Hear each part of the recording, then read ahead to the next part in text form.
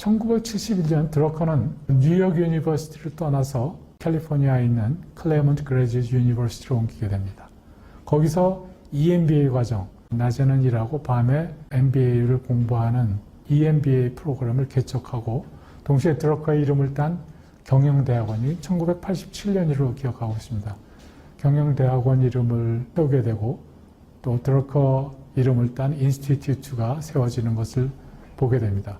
2002년에 마지막 강의를 할 때까지 클레먼트 그래듀에이트 유니버시티에서 석좌 교수로 봉직을 하였습니다.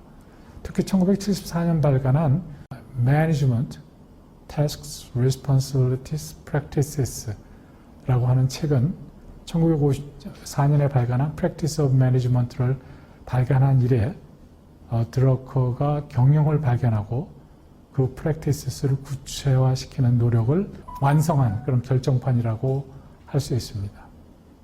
과거 피터 드러커가 제시한 경영 아이디어들이 종합적으로 정리되었고 특히 지식 작업자들을 보다 생산적이도록 하는 것이 새로운 도전들임을 강조하고 책임의 윤리, 즉 동기유발은 성과 증진 정신, 영어로 하면 Spirit of Performance라고 합니다. 를 필요로 함을 강조했습니다. 뿐만 아니라 Good Communications의 중요성을 강조하면서 사람들은 그들이 기여하기를 기대하는 바가 무엇인지 왜 해야 하는지를 알 경우에 최고의 성과를 낼 수 있다는 사실을 상기시켰습니다.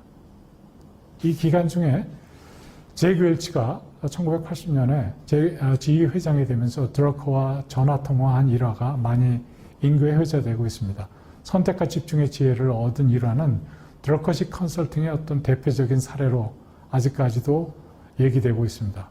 기업 CEO는 그 기업에서 가장 낮은 연봉을 받는 직원보다 20배 이상의 월급을 받는 것은 재고해 볼 필요가 있다라고 하는 제안도 합니다.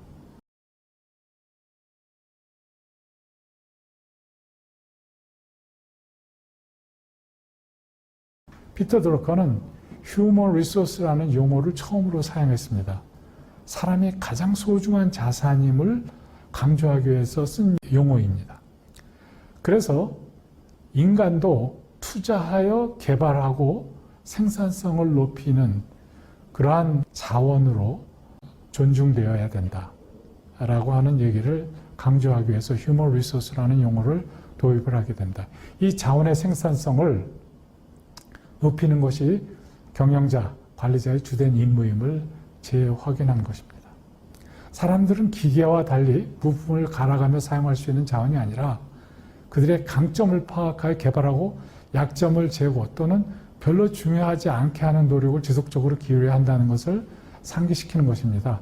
드러커는 인간의 강점을 생산적이도록 하는 것, 개인의 강점과 기업의 핵심 역량이 사회에 혜택을 주고 기여하는 것, 이런 것들이 주된 역할이 되어야 한다는 것을 거듭 강조하고 있습니다.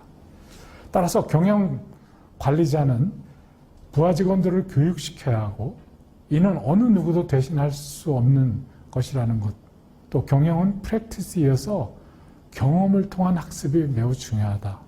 지속적인 경험들이 원칙으로 발전하게 되고 이를 가능케 하기 위해서 경영자와 부하들 간의 지속적인 피드백이 이루어져야 하며 이 과정을 통해서 우리가 무엇을 하는 사람이며 우리가 표방하는 가치가 무엇이며 무엇이 우리에게 기대되는지를 명확히 해나갈 수 있게 된다는 점을 강조했습니다.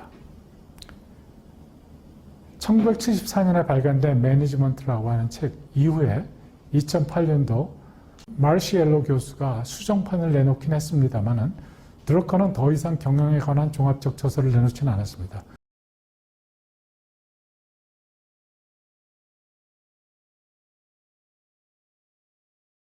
그 이후 드러커는 민간과 공공부문이 건강하기 위해선 제3섹터, 사회부문의 건전한 발전이 무엇보다 기여하다는 판단하에 비영리 조직들, 병원, 대학, 교회, NGO, NPO 등에 대한 컨설팅, 연구, 강의보다 많은 시간을 할애했습니다.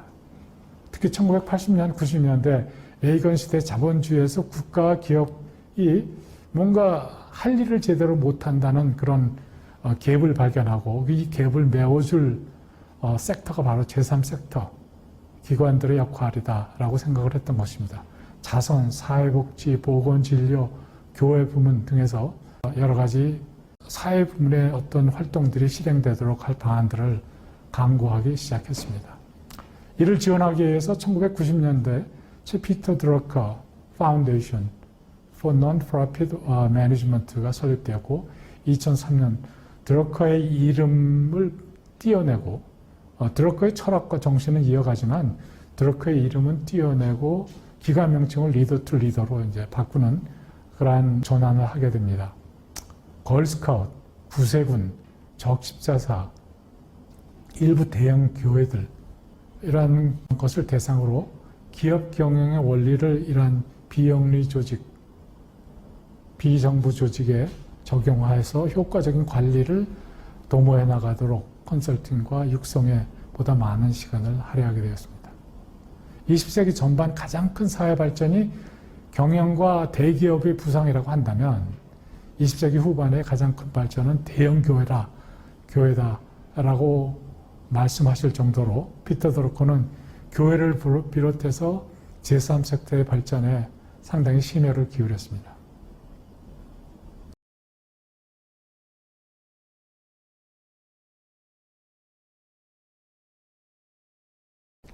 이와 더불어 사회 생태학자로서 경영을 보는 드러커의 관점은 새로운 지식사회에서 경영교육은 인문교양교육이 되어야 한다는 것을 강조하기 시작했습니다. 1980년대 말에 드러커는 다음과 같은 말을 합니다. 경영은 도덕적 관심사, 즉 선과 악에 관련한 인간의 속성과 깊은 연관이 있다. 이것을 이해하기 위해서 리버럴 아트가 경영자에게 필수적이다 라고 하는 얘기를 합니다. 리버럴 아트를 여러 가지로 우리가 번역을 합니다만은 드러커식 번역은 이렇습니다.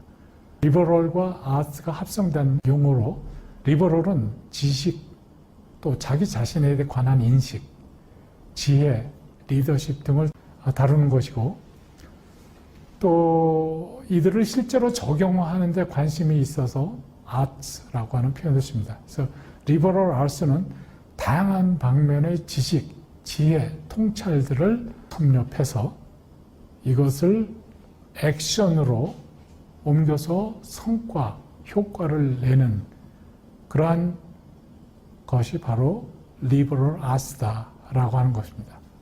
지식을 인문교양 지식을 얻는 것에 그치는 것이 아니라 그것을 현실에 접목시켜서 성과를 내는 것, 이것이 드러커가 얘기하는 리버럴 아트입니다. 이런 이유 때문에 경영은 점점 더 휴머니스트에 대한 인식, 영향, 중요성이 제고되고 있는 디스플린이자 프랙티스가 되어가고 있습니다. 그런 가운데서도 드러커는 사회의 변화를 반영해서 그의 과거 생각, 아이디어, 연구들을 재정립하고 확대해서 조정함과 동시에 경영에 대해서 우리가 생각하고 적용하는 원칙, 방식들을 확대 또는 재정렬하는 일을 소명으로 삼아 계속 해나갔을 뿐만 아니라 끊임없이 새로운 아이들을 소개하는 지필을 업으로 이어갔습니다.